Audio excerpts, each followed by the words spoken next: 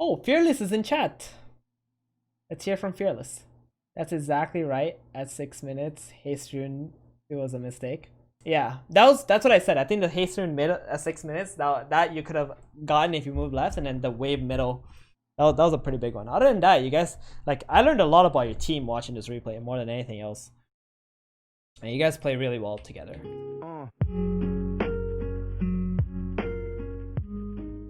If you like our content, please do like and subscribe to our channel, and don't forget to click the notification button below so you will be notified when a new video will be released.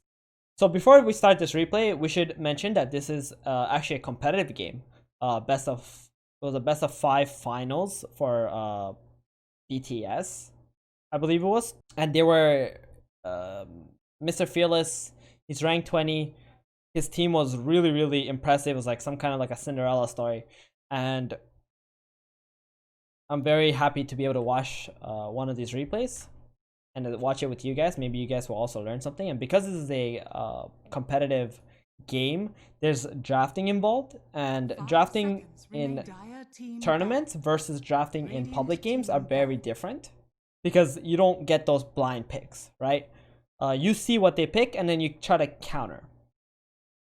So we're gonna see in this draft something I'm gonna mention. So in this draft, Motivate.Trust was second pick. So when you're second pick, that means you have the last absolute pick. But the picks before that, 2 of your cores generally get countered. Okay, so in this game, they actually decided to pick the Tidehunter here. Boom will counter this Tidehunter with or not. I guess it's not really counter to Tide, but they pick Wind Ranger. You can go both ways. And then Motivate.Trust, instead of picking a carry here and leaving the last pick for Mr. Fearless, they actually decide to pick Void Spirit and allowing Boom to pick 2 heroes that can counter the Void Spirit in this draft. So Fearless kind of sacrificed his role in this game of like playing a hero that can dominate everybody with that last pick, and he gave that role to the carry instead. That way Motivate can pick a carry that can carry the entire game, and Fearless can play his Void Spirit. So picking Void Spirit in this situation means that it's a very solid mid hero that doesn't really have a lot of weak matchups and can have impact pretty much in almost every single game because it's very elusive, has disables, and if it gets farmed can have even more disables and has many different paths for item building. So in this game, Boom end up picking Morphling after, and then they also pick the offlaner here.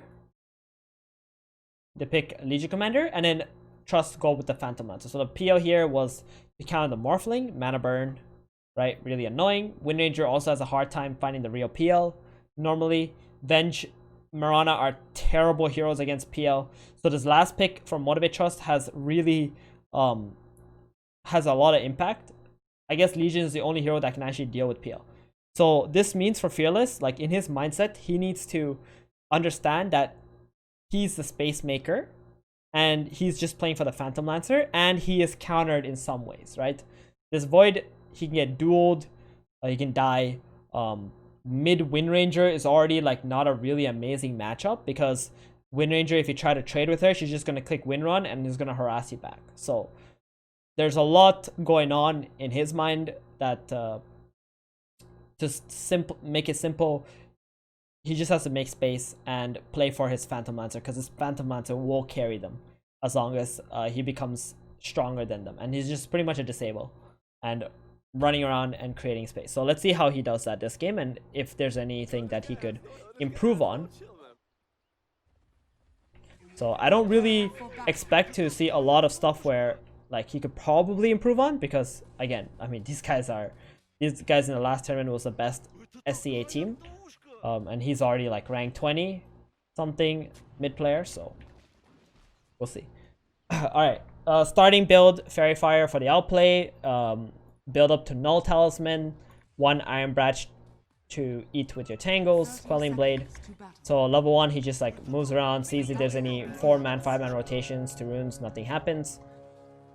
You put a ward here, So this ward is to see any rotations from the Mirana or arrows that can come from the bottom side, but also be able to see the rune.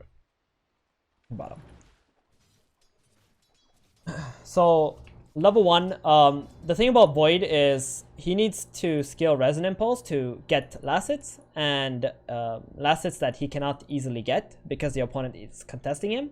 And because this is a Wind Ranger, it's going to be really hard for Fearless to actually harass his Wind Ranger with right clicks, because she can always click Wind Run and out trade you. And though that's not a situation you want to be in, because you're the Space Maker, and as a Space Maker in a losing matchup like Wind Ranger, your goal is just to play for levels, play for runes, and then make rotations on probably other lanes if teammates can't rotate to you. Like you see here, he's going to scale Resonant Pulse now. He really wants to make sure this range creep will be secured, and he uses it. A little bit harass on the Wind Ranger, and that's pretty much the only harass you're ever going to be able to deal to the Wind Ranger is going to be from your Resonant Pulse.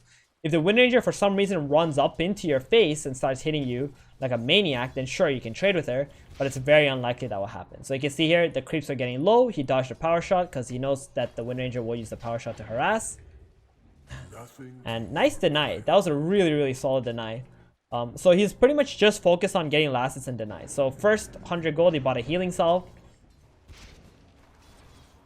because he knows he's going to be harassed a lot in this lane, and he's not going to be able to harass the Wind Ranger that much. Right now he's watching that range creep. If it gets a little, if the Mikoto tries to hit it, he will just use his skills, but instead he just used the dissimulate to get that last hit on the ranged. Gets the hit with the Resonant Pulse, and on the Wind Ranger, Flask up. So he's able to contest for the next creep wave already. And you can see here, he's just pretty much trading last hits at this point. He gets some denies, which is really, really good. And it's completely unexpected for me because it's really hard to get denies against Wind Ranger, especially if she's constantly using power shots like this. And now he's brought himself a null talisman and some extra tangles, because he just needs to play for levels in this lane. He can't do anything else, and he can't waste 600 gold to get a bottle, because this Wind Ranger is overly aggressive in this lane. He will just lose the lane instantaneously if he buys a bottle here right away. So he bought himself some more regen instead. And now he's almost at bottle. And he's just kind of chilling back, just using his pulse to get the last hits. And Wind Ranger is really much stronger right now because she got bottle first and is higher HP and resource pool. So now he's got the bottle, he's going to regen up a little bit. And the lane is still exactly the same. You're just playing to your level 6. And just using your Resonant Pulse for last hits and harass on the Wind Ranger. And not much more. So 4 minutes, runes are about to come. And right now, this is interesting, okay? So Tiny is coming to help you on the top rune. Mirana is being chased out by the Enchantress and is going for the bottom rune. And Wind Ranger is angling to go bottom. So you have two options. You either go top rune for the safe rune and you take it, or you go bottom with your Ench and try to contest these two heroes. That being said, if your Aether Remnant does not land on a Wind Ranger, then the rune will be taken by the Wind Ranger anyway, because she's going to beat you to it with Wind Run. So let's see what he does. So he actually goes to the bottom rune. Okay. Sorry, I went a little too fast. So he goes to the bottom rune here. He drops the Aether Remnant on top of the rune so the Wind Ranger can't get it, but the Mirana leaps in and takes the rune instead. So he did not account for that. And now the Mirana is starting to pressure in, and boom comes the Shaco shot, which he also did not expect, and ends up getting first blooded. Now, this is seriously unfortunate, right? Because you're not expecting them, like, he was already not expecting the Mirana to come and take it, but he should have, because the Ench was already there following the Mirana and giving information that the Mirana is coming, right? But it's just unfortunate. And then the Shaco shot he also did not expect. So that was some really high level play from Dire team that kind of ruined the situation, because the Wind Ranger didn't even walk into the Remnant. He preferred to just hit the Void, and then the Mirana took the rune, right? So that's how he got first blooded. In hindsight, you can say, oh, he should have just took the 50-50, got top rune, right? But sometimes these situations happen, and you will die, and you just gotta, you know, get back up on that horse. So 50-50, if the rune was top, he would have got a free rune, refilled his bottle, and the Wind Ranger would not have been able to do anything about it. So that was truly unlucky.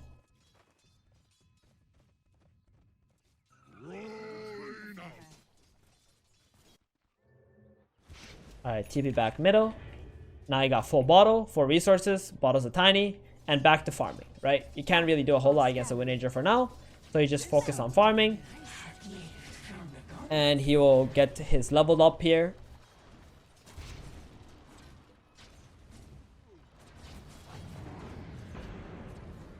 He gets a remnant on the Wind Ranger, doing a lot of harass. So you can see here, as soon as he hit level 6, he instantly went on the Wind Ranger, started harassing her. So I think this is because of the 6 minutes and the rune is about to spawn. So he's about to do a lot of damage to Wind Ranger. So when she does come to the rune, she will be very low HP.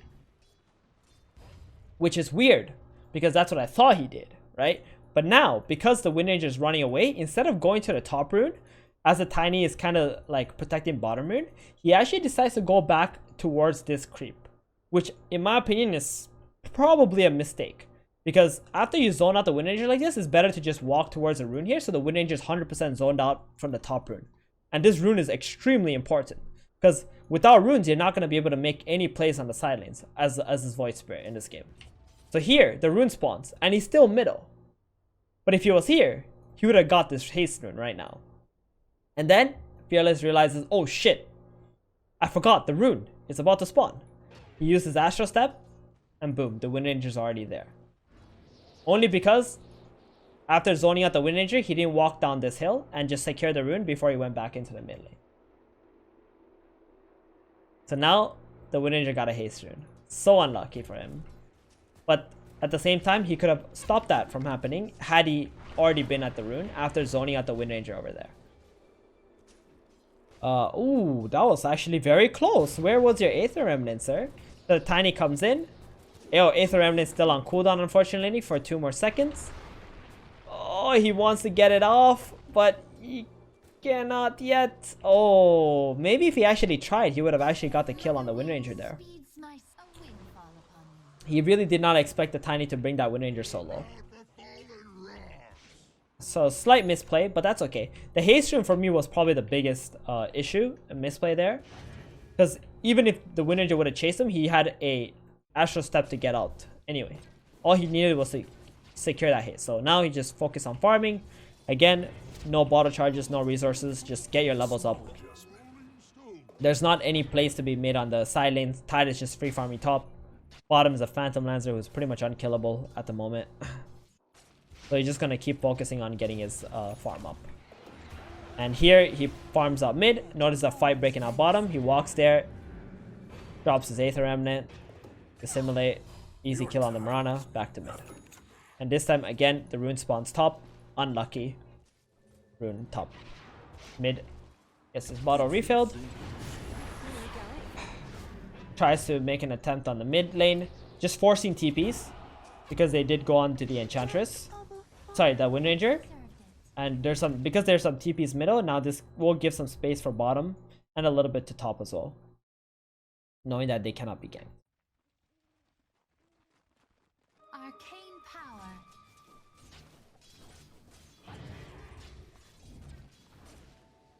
Dire's top tower is under So he just shoves the mid lane out, and now he's walking towards top. So now what he's doing is, the Tide Hunter has been farming and trading with Morphling for a long time now. And he is asking for someone to come top and help him take this tower. Because if he doesn't have another hero here, then Morphling is just going to keep sitting here. So the Void Spirit has walked towards top. The Tide pulls a creep wave. He's just going to slap this tower with the creeps just to get this tower out, so that they've opened up the map and have the ability to go up there here and take over this jungle and keep farming. Meanwhile, Tiny is getting XP mid. Bounty respawn, he refills his bottle. Tiny finishes the tower. And now he goes into the jungle, notices a Morphling farming, just wants to do some harass, steal some creeps, make it more a little bit annoying for him. And now he has Ocean Art, so he can actually play around the mid and in the river area, so he can get some regen as well. And now with a 10-minute catapult, PO decides to go middle. Tide is also rotating mid with a Ravage, and they just want to try to make a play here. They see that there's a Moonlight going off, so they're just going to chill. They don't want to get surprise initiated on, and now Tide Hunter has made his way mid. He's just going to stay mid and be this super tanky guy with 1500 HP, tanking up the mid lane and protecting his mid tower. So Boom cannot make a play onto the mid tower. Now Fearless is just like, okay, you want middle, that's fine. I don't want to stay mid, it's too dangerous for me. I'm just gonna go split push and focus on my farm and my levels and get some items, because we are just waiting on the timing of the Phantom Lancer. And that's what's going on right now. So he's staying top, he's just pushing out the lanes, farming. So they're actually like farming all of this right now, and they just know that it's like kind of 50-50. They know that this Pia will all carry them, so they're content with the state of the game. And obviously Void still needs XP and gold. And there's not a whole lot of moves to make on the map, because Boom ID's heroes are very hard to kill.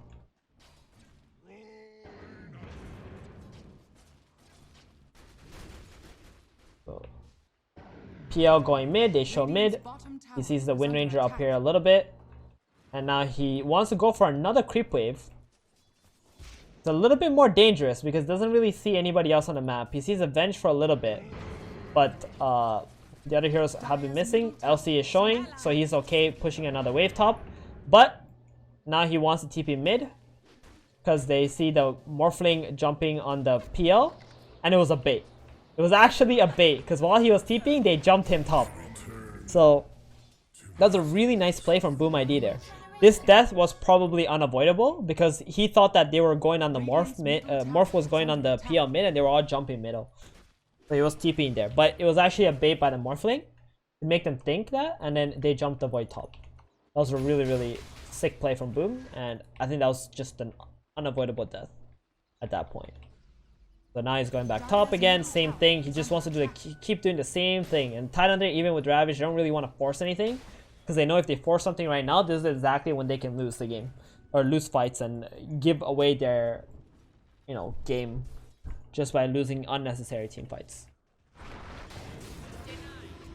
They want to get that really good opening to be able to take good engagements only. So he just wants to finish up this Yules. It's almost there, but they notice a Venge deep in their jungle, so they kind of kick out the Venge, get a freebie, also get a courier. That's really nice. Right. So 60-minute, no rune, and they make a smoke play. So this smoke is because they got Yules already, and he's thinking like, okay, I can initiate on someone right away. We just need to get a vision out of this ward. He puts a sentry down first, notices there's no ward, jumps in, Yules. Okay, alright, OMG. So this, okay, this is insane, alright? This is absolutely, like, there's so many little things that happen in Pro Dota that people just don't notice, right?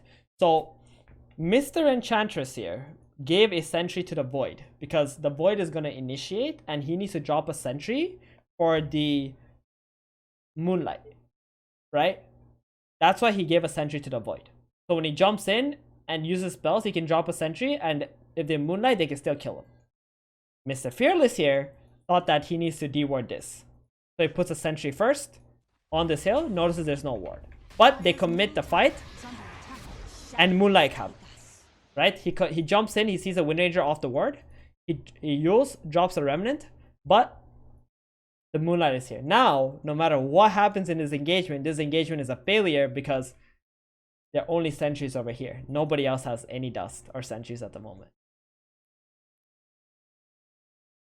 So this fight is a flop. So Wind Ranger even gets Ravaged and Tiny Toss comboed, but they don't have any vision. So they can't actually commit to going on the Wind Ranger. Instead, Tiny dies. And now they get the focus fire onto the Tidehunter, and he dies too. How crazy is that? So as soon as the fight is over, instantly Void TP's bottom, starts shoving out the lane. So here he sees that there's two people coming here. So he needs to be very careful, and he needs to make his way out. So he sees the Mirana, he goes into the tree there. He gets to the creep wave, so there will be no arrow after the Yules, and then he gets out. So he pushed the lane out bottom, bought a little bit of time for his allies to revive now. And Mr. Venge walked into the Tiny, dies, and Thai dies bottom, and instantly Fearless is just on its way to split push because they need more items. They need this PO to get his Diffusal Blade before they can even fight into Boom ID right now. And again, he walks back bottom. He notices another Mirana lingering in the jungle, gets another kill. And now he goes back to top. So you can see here, he's actually buying Linken's because he's playing against Legion Commander, Shaco Shot, Swap. So there's a lot of reasons why Linken's is actually a pretty good item in this game. Especially because the Legion Commander in duel. Doesn't want to die in duel. So right now, the way that he's just splitting top, playing around middle and near his allies is just like as a space making hero who is ready to fight with his team. They make another smoke, they got another Ravage available, they go to the top bounty at 20 minutes. They do find the Mirana, he jumps in, chases after, Yules gets a kill, and this should open up Roshan because they got one kill. And now they're gonna be rushing here.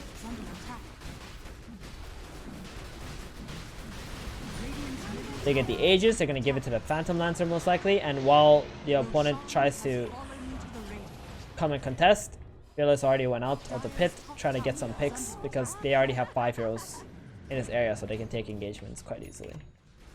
Dire's middle tower has fallen. Picks up the rune, refills his bottle, gets an ultimate orb, Top tower is under attack. and right now just kind of chilling, waiting for the 22-minute rune. Takes that. Goes back top, pushes that in. So you see like how Radiant push mid out first, and then they also go top because they notice everybody on Boom is bottom side, so they take the tier 2 tower top, and because they're faster, they can actually TP bottom and set up to defend bottom too. And the 3 heroes set up bottom, and Void Spear is ready to TP on the tier 2. Meanwhile, Mr. Fearless was waiting for the PL to finish the tower so he can take the outpost back. And now PL is also going for MKB to counter the Wind Ranger. So double Astral Step, looking for someone. His team already smoked into this triangle, so they're ready to help him if they actually decide to jump Fearless instead. You can see how he's always trying his best to catch people whenever he can. Even though like not a whole lot is happening, there's still a lot happening. The Tide gets his Ravage off right before, and now he Astral Steps, hits a bunch of heroes, Dissimulate, going straight for the bench to save hero. Sees FBZ low, he thought about going on him. But I think in this position, the best hero is still to just kill the bench so that there's no swap, there's no stuns available. And they end up just going for the bench anyway in the end. Now they get a DD, he shoves mid out while his team is shoving bottom. He knows there's no kill potential on him here. Okay. They're just kind of waiting for the Tide Hunter to also have Ravage again, because they don't really want to take any hard engagements right now without Ravage. Okay, so this is a bit awkward, right? So his team is all bottom and they don't want to take any hard engagements. He sees a Legion Commander mid. This guy has a Blink Dagger. Okay? So look what Fearless does here. He goes in, he clears a wave, he tries to get out fast. But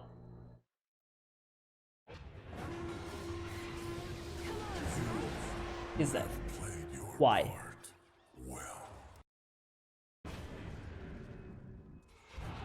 Dire's all chilling here. Right? They have nowhere else to be. They're not bottom, they're not defending this tower. Legion shows middle, right? If Fearless wants to shove this mid lane out, he needs to kill the wave the way he Astral Stepped, Dissimulate, and use that last Astral Step to get back up onto the high ground so they cannot catch him. But because he was too greedy, he didn't want to use the second Astral Step, the Legion Commander ulted him, right? He had more than half a second to use his Astral Step, but he didn't. So clearing the creep wave for me is fine. And you're right next to your team, but you need to make that extra step to get away. So right here, he clears the wave. Boom, right there, he needs to Astral Step up the high ground or down the river here. Further away. If you think there's smoke, then step right here. Up the high ground. So he actually takes like more than half a second. Boom, Legion Commander dulls him. He's instantly dead. And this gives an opening for the enemy to be able to take over the map. And they don't have Ravage either, so there wasn't even a possibility of a counterplay. Dire's bottom tower is under attack.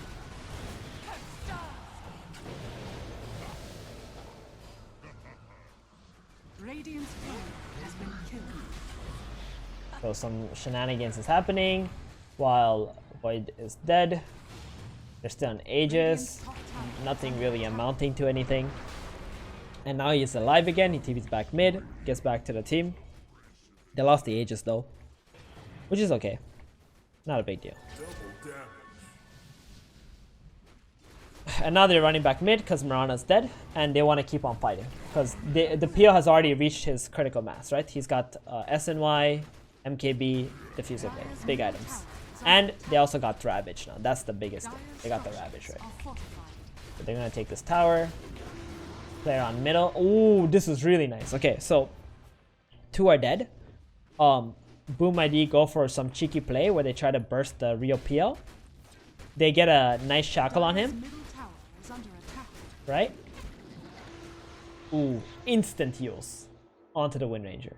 This Wind Ranger has a BKB. She did not click the BKB. She messed up big time. Fearless, ready for that counterplay. Yules him. Is going to drop a Remnant on this Wind Ranger, and that's it. Now this PL won't even die. And I think Wind Ranger's dead. Instantly Ravage the sword. Because the Wind Ranger didn't pop the BKB.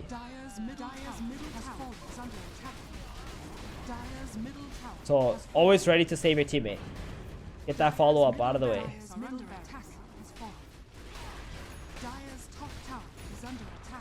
Now take mid.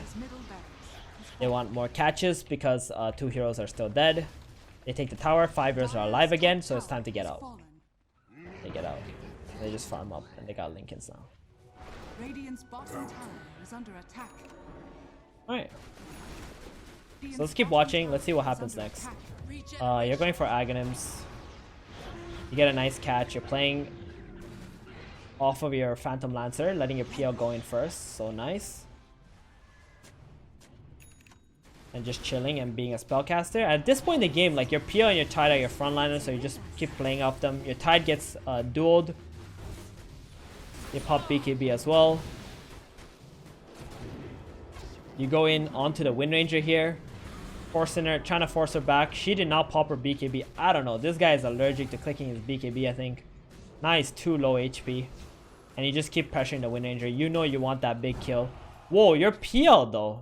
Your PL did not notice that he was getting gone on, huh?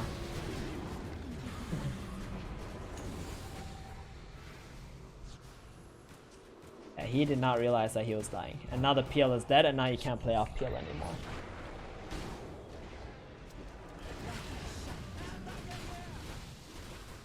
Nice kill on the Mirana. And now you're... Now he's just kind of chilling. He has the Lincolns, so he's not too afraid of anything. Just using Pulse to push the creep waves off.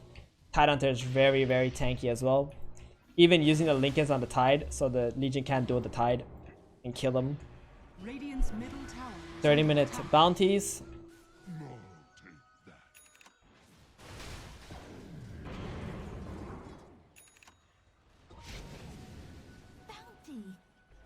Shoving the mid lane out. Really good. Buying time for the next Roshan to be alive. Not a whole lot else to do at the moment. Just playing around top and mid area. Don't want to lose this area. You also got Megas. PL goes bottom. He feels like he wants to finish a Satanic. He's really close to it, so he TP's there. He wants all these lane creeps because top jungle creeps were already dead. He had nowhere else to farm. So he just pushes out the bottom really quick and comes back mid to the team. And now the enemy jumps the high ground, kills the Ench first. Hopefully Ench has a buyback. He does, and now you're going for Fearless is going from the back, trying to catch the back line. But because the Morphling has a DD and popped his BKB, the team is calling to back. So he's not gonna jump right away. And because he has Lincolns, he always has a way to like get out, right? As soon as Lincolns pop, he will know like, okay, I gotta roll my hand on my keyboard and just get the hell out of there. So everything, all of this action is just waiting for the Roshan to happen. So now Aegis, Roshan fight, just lingering on the opposite end of the opponent. Again, playing off the Tide and the PL. Sees the Legion go in, so he actually zipped in try to stun up the Legion commander. So one of the reasons why he did this play here is very simple, right? Their only initiation is the Legion commander. The Legion needs to pop BKB and duel this Tidehunter, or else there's no engagement from Boom ID at all. So the reason why Fearless in this fight compared to every other fight he decided to jump in is because you're jumping in on their initiator. If you jump in on their initiator, then they're not initiating anymore. Unless it's like a Tide and then you're like jumping in on Tide and he's gonna ravage it, right? So here you jump in, you're forcing this Legion to like get swapped out and the fight becomes really awkward because now the Venge will instantly die. So what happens is he heals, he gets taunted, and now Tide, if he wants to, he can even pop the ravage here. Doesn't even pop it, doesn't even matter. Just gets chased down. Actually, this PL is playing very, very cautiously. He doesn't want to run up the high ground and die or something, so he's just gonna let the Legion run away with like a sliver of HP and they can just complete Roshan here. Because they know that Legion is too low to fight, so they can just rush.